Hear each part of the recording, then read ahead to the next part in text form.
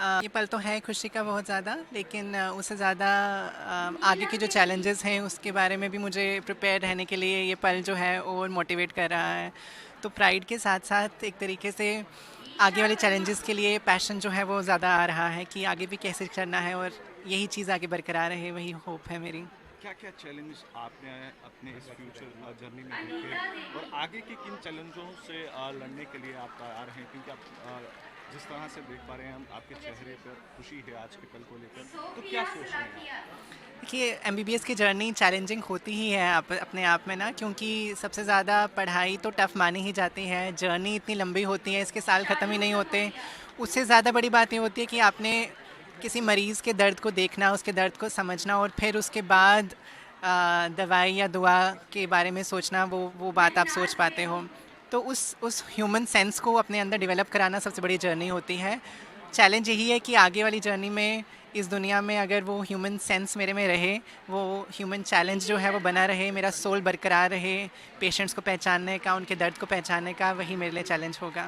अ, मैं ना आज एक जुड़ा हुआ सवाल आज के समय से करूँगा। आपने जिस तरह से एमबीबीएस की शिक्षा करी है और डिग्री हासिल करी है और गोल्ड मेडल हासिल करे हैं, आज इस तरह से सवाल आपकी फैकल्टी पे उठाए जा रहे हैं। सवाल ये है कि आपने देखा होगा कि जो दिल्ली के अंदर हुआ है, डॉक्टर फैकल्टी के ही लोग शामिल नजर आए हैं। ये किस तरह की एक आप कैसे विचार करते हैं, क्या सोचते हैं ऐसे लोगों के लिए, और जो डॉक्टर्स की छवि को, डॉक्टर को तो भगवान का रूप माना जाता है। देखिए, अगर हम ये बात मान लेते हैं कि डॉक्टर भगवान का रूप हैं, तो फिर किसी भी ऐसे इंसिडेंट से डॉक्टर की छवि पे कोई भी धब्बा तो लगना चाहिए नहीं। क्योंकि जहाँ पर वो डॉक्टर्स हम क्लेम कर रहे हैं कि जिनका जो इसमें मुलविस हैं, वहीं पर वो डॉक्टर्स भी हैं जिन्होंने वहाँ के मरीज़ों का, जो इसके विक्टिम्स हुए, जो जो इससे पीड़ित हुए, उनका इलाज भी किया होगा। तो हम डॉक्टर्स की छवि को सिर्फ एक नज़र से तो देख नहीं सकते। ऐसी चीज़ें होती हैं, लोग इन्वॉल्व हो सकते हैं, पर हम ये बात कभी ना भूलें कि जो प्रोफेशन है ऑन द होल, उसने कितनी बार लोगों की सेवा की होगी, कितनी बार लोगों को बचाया होगा, कितनी ज़्यादा मुश्किलों में लोगों को मदद की होगी। तो इन छोटी छोटी चीज़ों से द एंटायर प्रोफेशन जो है उस पर कभी धब्बा नहीं लगाया जा सकता। पर फिर भी ये चीज़ उम्मीद आगे बरकरार रखी जा सकती है कि हमारा जो जो प्रोफेशन है उस पर हम सब मिलकर उसकी स्पॉटलेसनेस को हम मेंटेन करके रखें। बहुत बहुत शुक्रिया। Thank you.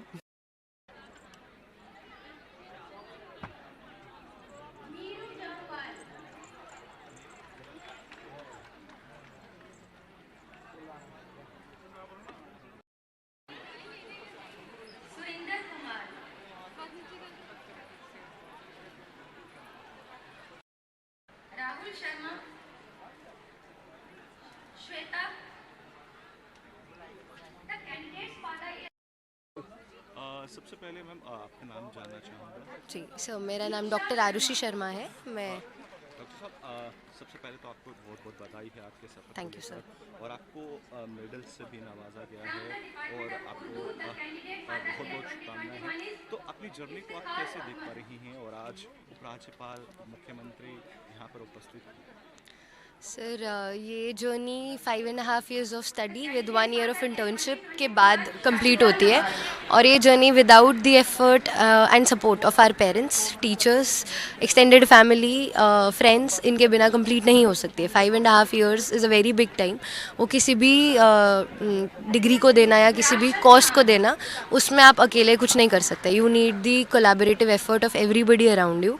तो 5 years में आपके बहुत अप्स एंड डाउन्स होते हैं। आप कभी बहुत अच्छा अचीव करते हैं, कभी आप बहुत डाउन भी जाते हैं। तो कांस्टेंट रहना और हर टाइम आगे बढ़ते रहना, प्रोसीड करते रहने के लिए फैमिली का सपोर्ट सिस्टम रिक्वायर्ड है, जिसमें इक्वली आपके टीचर्स का भी एफर्ट लगता है, और आपके अराउंड जो आपके फ्रेंड्स हैं, खासकर उसी कोर्स के जो फ्रेंड्स हैं, उनकी हेल्प भी रिक्वायर्ड है। तो I don't see it as my own achievement, I see it as a collaborative effort and a win on all these grounds amongst all these people who have been there for me for this 6.5 years. How many medals are achieved? Sir, I have had 4 medals today. One is the university gold medal. Other 3 are named medals from the university which are sanctioned for MBBS course. Now you have to see, first of all, what's your name? Arushi Sharma. Ayushi, आज जिस तरह से दिशा और राज्यपाल और मुख्यमंत्री इस कार्यक्रम में शामिल थे, कैसी जर्नी रही है इन 5 सालों की, और आज कितने मेडल से नवाजा? सर मेरे को आज 4 मेडल्स मिले और ये जर्नी बहुत इवेंटफुल रही है, बहुत अप्स एंड डाउन से भरी हुई है। 5.5 ईयर्स का एकेडमिक कोर्स रहता है, 1 ईयर का इंटर्नशिप रहता है, तो वो सब अकेले नहीं होता है। You need a very big support system, उसमें फैमिली, फ्रेंड्स, आपके टीचर्स, आपके गाइड, ठीक है, आपके अराउंड आपकी एक्सटेंडेड फैमिली, सबका सपोर्ट लगता है। तो ये 5.5 ईयर्स का जर्नी मेरा अकेला नहीं है या मैंने अकेले कुछ अचीव नहीं करा है। It is everybody, their collaborative effort and me achieving it today is because of them, their support, their help.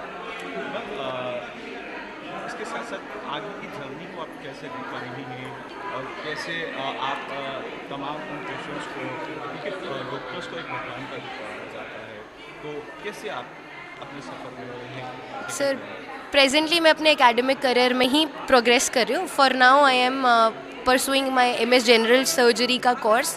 I am currently in GMC Nagpur, तो मैं एज अ JR1 वहाँ सर्व कर रही हूँ। इट्स बिन 9 मंथ्स, मैंने वहाँ पे 9 मंथ से काम किया है।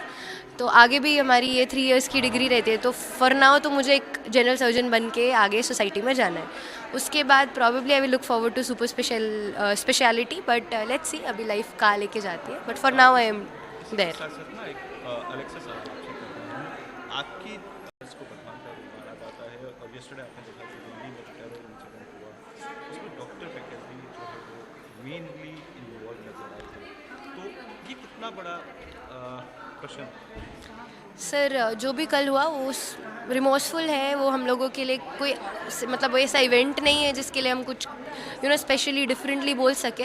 वो एक रेगुलर टेरर अटैक है, उसको इस एंगल से ना देखा जाए कि एक डॉक्टर ने करा है। येस वी कैन अंडरस्टैंड कि उसमें एक डॉक्टर इन्वॉल्व है, बट क्या पहले अटैक्स एजुकेटेड लोग नहीं करते थे? रेडिकलाइजेशन किसी को भी इन्वॉल्व कर सकती है, लेट्स नॉट थिंक कि एक डॉक्टर इन्वॉल्व था। हाँ, जो हुआ वो बहुत ज़्यादा सैड है, बहुत ज़्यादा अनफॉर्चुनेट है। जो फैमिलीज़ जो सफ़र कर रही है उनको हमारी साइड से, हमारे हाथ से बहुत ज़्यादा ब्लेसिंग्स और उनके लिए प्रेयर्स भी हैं ताकि वो लोग पीस अटेन कर सकें। बट जो हुआ वो अनफॉर्चुनेट है, उसको इस एंगल से ना देखा जाए कि सिर्फ डॉक्टर्स ने किया है। रेडिकलाइजेशन किसी का भी किसी भी एक्सटेंट पे जाके किसी को भी उसके ट्रैक से डिट्रैक्ट कर सकती है। तो as humans, as fellow humans, हम लोगों का इस पॉइंट ऑफ टाइम पे किसी सोसाइटी को ब्लेम करने से ज़्यादा इम्पॉर्टेंट है ये अंडरस्टैंड करना कि कहाँ पे लाइन ड्रॉ करना चाहिए, कहाँ पे रिलीजन ख़त्म होता है और कहाँ पे ह्यूमैनिटी स्टार्ट होती है। बेसिकली दोनों ही अगर अमालगमेट हो जाएं तो फिर there is no difference, then society will live peacefully. But since we have drawn to two extremes बना कर रखे कि ह्यूमैनिटी अलग है और रिलीजन अलग है, तो रिलीजन ह्यूमैनिटी टीच नहीं कर रहा है अगर लोगों को, तो फिर इसको अमालगमेट करने की ज़रूरत है और इसको एक डॉक्टर के रेडिकलाइज होने के ही नज़र से देखा जाए, ऐसा ना देखा जाए कि कोई बहुत बड़ा कुछ डिफरेंट चीज़ हुआ है। It is very common, educated लोग पहले भी इन्वॉल्व हो चुके हैं, तो इसको रेडिकलाइजेशन की नज़र से देखा जाए। क्या आप अपील करना चाहेंगे पीएम मोदी से इस इंसिडेंट को लेकर?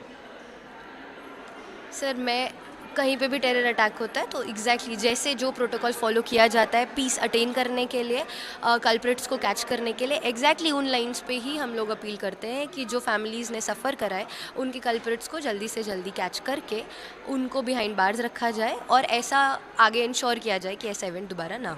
बहुत बहुत शुक्रिया। यजुर्वेद में हमारे ऋषियों ने एक प्रार्थना की, भ्राजिष्ठोहम मनुष्य सो भूयासम, मैं अपने साथियों में सबसे अधिक तेजस्वी बनूं, ये प्रार्थना यजुर्वेद में की गई।